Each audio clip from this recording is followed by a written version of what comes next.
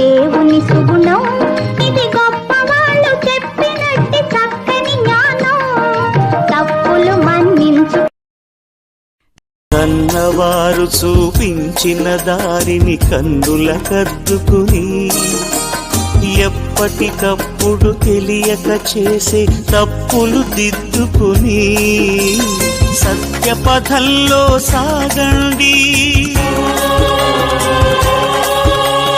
సహన గుణం సాధించండి.